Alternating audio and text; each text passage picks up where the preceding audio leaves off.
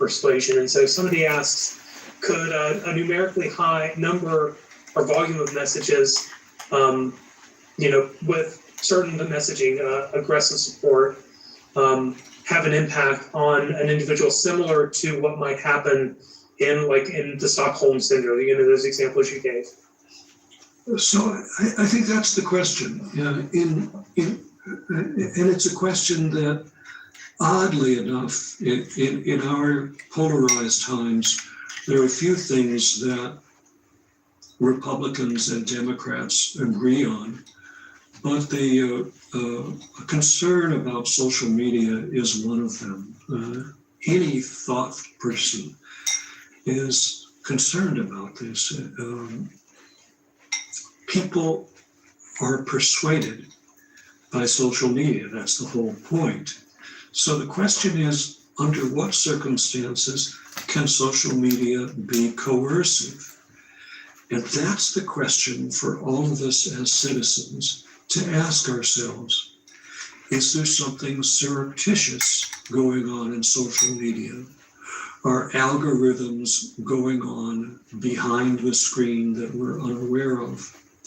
Is bullying going on social media? Is there something addictive about social media? In other words, asking all the questions that one asks about any other circumstance of alleged coercive persuasion. That's fair game for social media. The solution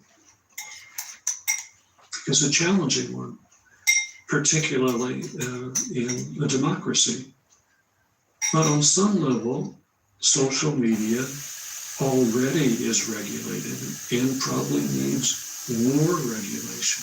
How that will come about in the future remains to be determined. Your response makes me think of the work that studies bias in data and algorithms, and just how a small piece of bias coded into a software program has really negative outcomes. And your responses make. And I'd like to thank the Heavenly for the opportunity to be able to see you guys. Hope everybody had a super duper restful night.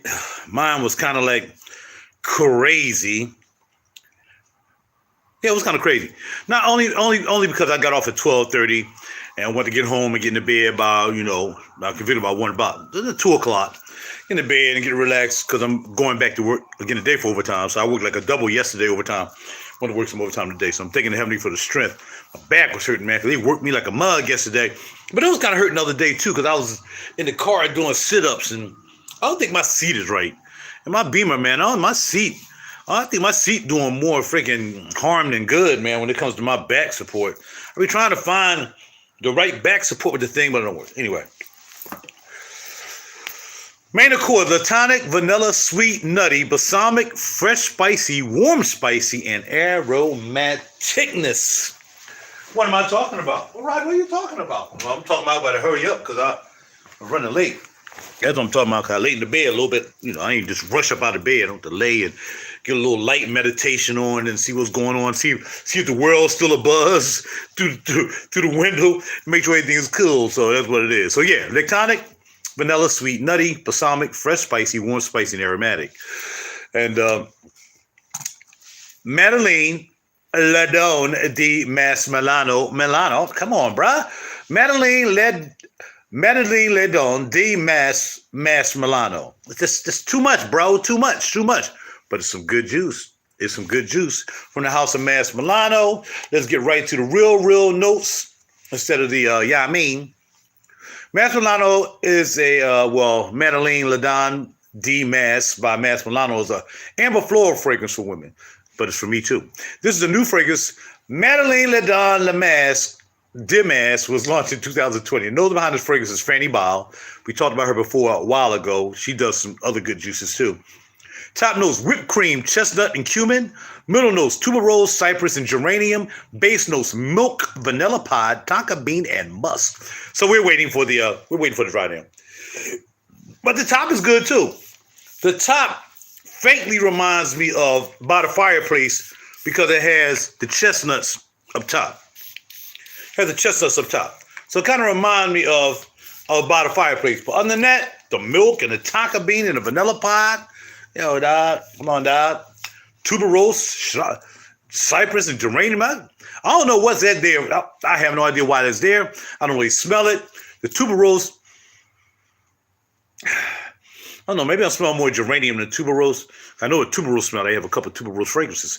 But the middle notes must somehow carry that chestnut down and the whipped cream down through the milk, vanilla, pod, tonka bean, and musk to make it like a whipped cream sandwich on your skin.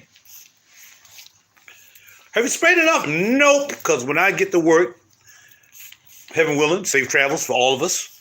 Man, they're going to be like, yo, dog, what are you wearing, dog? What are you wearing? That joint is popping off on a pop off. Now, they got another note thing down here, like a charming girl sipping hot chocolate in Rue de Rivoli. That's interpreted by Fanny Bao. Okay, now there's more. You can go to For Granted and read everything that she said in her quotes. So the way she said is top notes are chestnut accord, chantilly accord, cumin seed oil. Middle notes, tuberose, absolute LMR. I forgot what LMR means. Cypress oil LMR, geranium oil Egypt LMR. Base notes, tonka bean absolute LMR, milky musk, vanilla pod extract LMR. So that's what's actually in there. Now, again, I forgot what LMR means, but I know ABS means absolute. That means concentrated. Holla at your boy. Let me concentrate my behind getting this car. So anyway, that's what's popping. Hope y'all like it. Y'all can go to, of course, Perfumology and pick it up.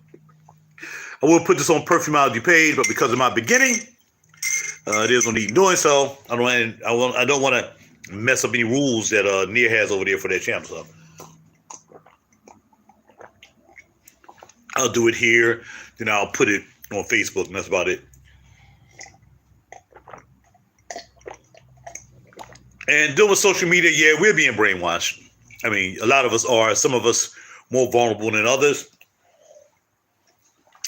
Some of us voted for a puppet because we were brainwashed by social media and the people who control social media.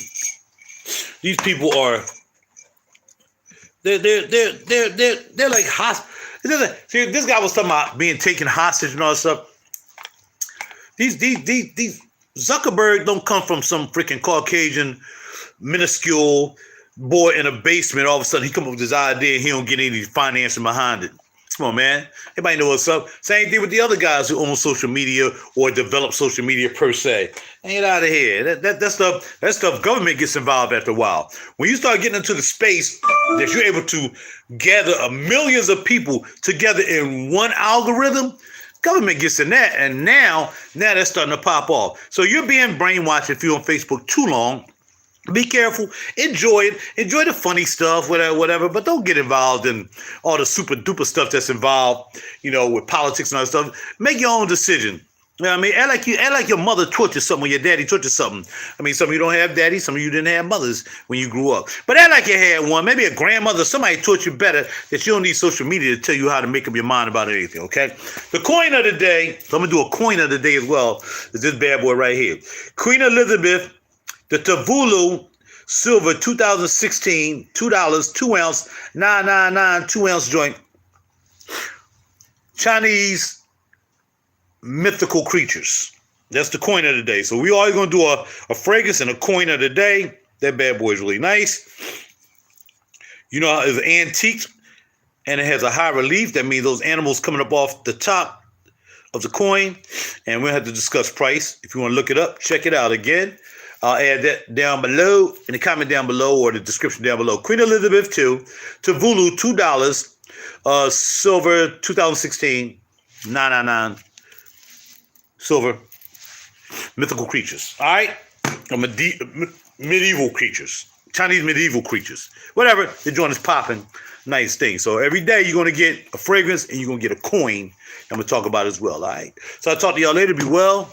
Invest in gold and silver. Because when the dollar goes down, crypto ain't going to save you because if the computers go down and then they turn it back on and you don't have no crypto left, you're going to be jacked up.